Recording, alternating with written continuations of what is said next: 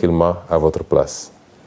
Monsieur le procureur a parlé de dossier médical concernant Ousmane Sonko. Je veux dire aux Sénégalais que toute cette agitation depuis quelques jours, c'est qu'ils veulent savoir qu'est-ce qu'il y a dans mon dossier médical, en toute violation des règles. Parce qu'aucun juge n'a ordonné la levée du secret médical. Au nom de quoi on convoque des médecins, on les malmène à la police, on les harcèle pour leur exiger de trahir leur serment et de donner des informations sur mon dossier médical. Je vous rassure également, monsieur le procureur, j'avais pris toutes mes dispositions parce que je savais que j'ai affaire à un État vaillou qui n'a rien à cirer des règles et des procédures. Et c'est pourquoi, dès que je suis entré dans cette clinique, j'ai verrouillé.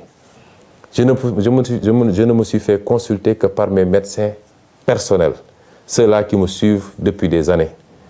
Je me suis fait suivre par ces médecins. Ils ont été les seuls à avoir accès à moi, à me traiter, à me prescrire et à me surveiller. Il y a un acharnement sur le pauvre docteur Niang. Je veux dire aux Sénégalais que moi, je ne connais pas le docteur Niang. Je n'ai jamais rencontré physiquement le docteur Niang. Je lui ai parlé une seule fois au téléphone.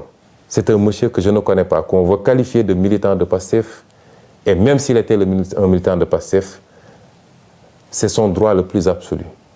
Et on essaie de régler de vieux comptes. Parce que tous les Sénégalais savent que Macky Sall, rancunier comme il est, en veut à ce brave médecin depuis ses sorties sur le Covid-19 et sur la manière dont le matériel médical public était sorti des hôpitaux pour se retrouver sur le marché et vendu à vil prix. Depuis lors, tout le monde sait qu'il y a un acharnement sur le docteur Niang et sur sa clinique et qu'il leur suffisait d'un prétexte pour essayer de lui nuire. Le docteur Niang ne m'a pas consulté. On ne s'est même pas vu puisqu'il devait partir au Fouta pour des raisons familiales. C'est mes médecins personnels, mon pneumologue, mon ophtalmologue, mon orthopédiste, mon médecin généraliste, eux seuls ont eu accès à moi. Et quand j'en ai terminé, comme je vous le dis, connaissant bien les pratiques de cet État voyou, je n'ai pas laissé mon dossier médical sur place. Et c'est pourquoi je suis étonné d'entendre monsieur le procureur citer un dossier médical.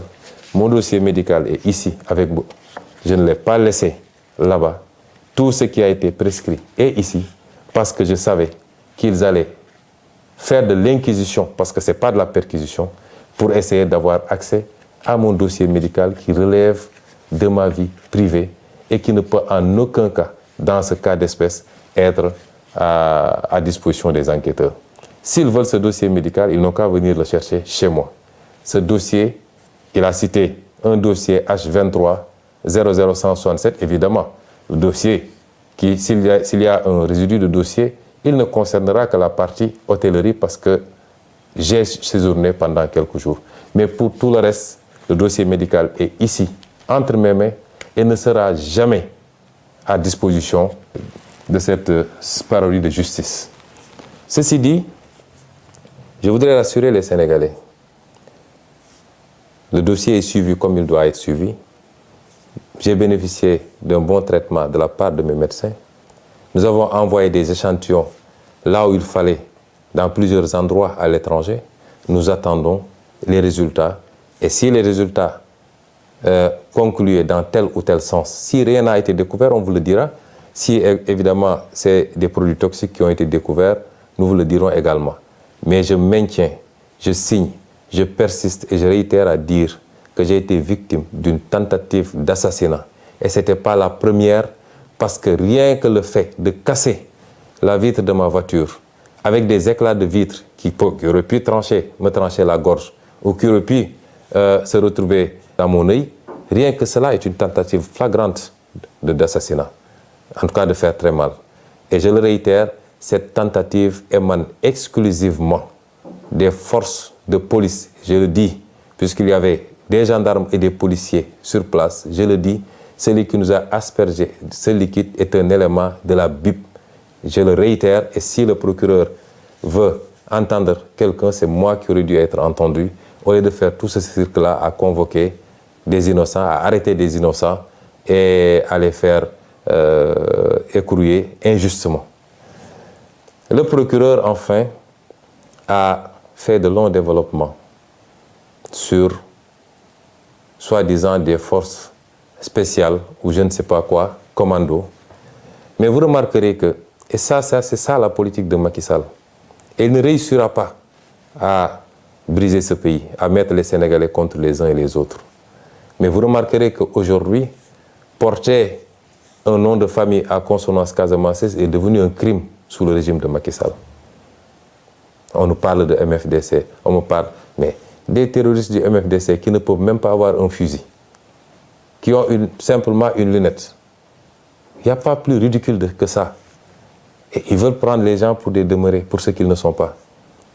Je le réitère, aujourd'hui, une bonne partie, en tout cas certains magistrats ont peur, parce qu'il semblerait, d'après ce que dit le procureur, qu'ils soient visés. Ils n'ont qu'à se poser la question du pourquoi.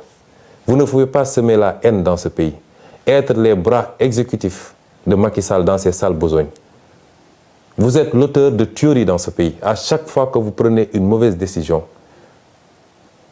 par rapport à vos petites carrières, vous êtes responsable de gens qui tombent sous les balles. Parce qu'à chaque fois qu'il y a contestation derrière, il y a une décision injustifiée de la justice.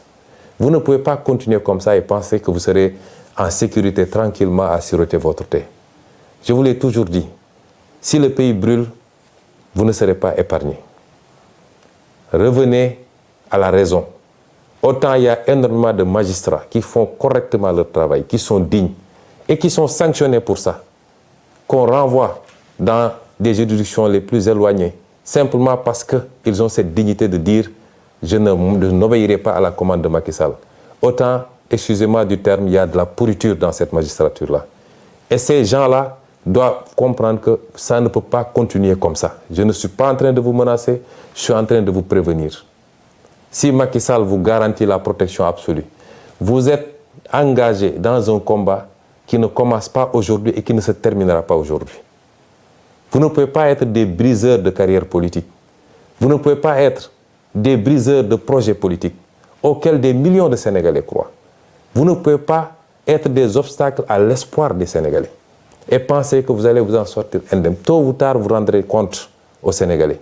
Vous rendrez compte devant la loi que vous étiez censé servir. Et c'est pourquoi vos intimidations ne passeront pas.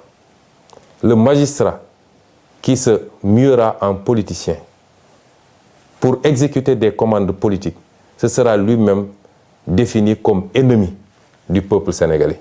En tout cas, d'une grande partie du peuple sénégalais. Et nous assumons nos propos par rapport à ça. Nous ne pouvons pas accepter que ce pays soit pris en otage par un groupuscule de magistrats, quelle que soit leur fonction. Et c'est pourquoi nous vous disons que vous habitez dans ce pays. Les gens que vous jetez injustement en prison, ils ont de la famille, comme vous. Ils ont des carrières comme vous. Ils ont des parents comme vous. Ils ont droit à la liberté comme tout le monde. Mais sur commande politique, vous vous permettez de prendre des gens que vous jetez, des innocents que vous jetez en prison, que vous laissez pendant des mois souffrir en prison. Et vous pensez que les gens vont continuer à vous laisser comme ça. C'est vous qui alimentez la haine contre vous. Et à terme, ça risque de se passer mal. Revenez à la raison. Ce pays ne vous appartient pas, il nous appartient à tous. Respectons-nous et sachez que vous rendez la justice non pas au nom de Macky Sall, de sa famille et de son parti, mais vous la rendez au nom du peuple sénégalais. Et ce peuple sénégalais ne se retrouve plus dans ce que vous êtes en train de faire. Il vous a honni à cause de vos comportements. Et c'est pourquoi votre intimidation ne passera pas. Nous continuerons à faire ce que nous devons faire. Et parmi ces actions que nous devons faire, je réitère que le plan d'action du 29, 30 et du 3 avril reste maintenu intégralement. Nous sortirons, nous manifesterons, parce que nous l'avions dit. Désormais, avec ou sans autorisation, nous manifesterons.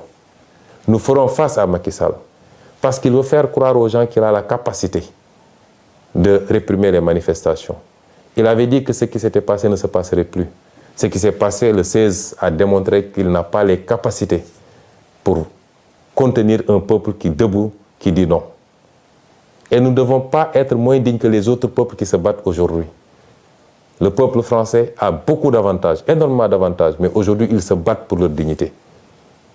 pourquoi notre peuple refuserait de se battre ou abdiquerait face aux velléités dictatoriales de Macky Sall.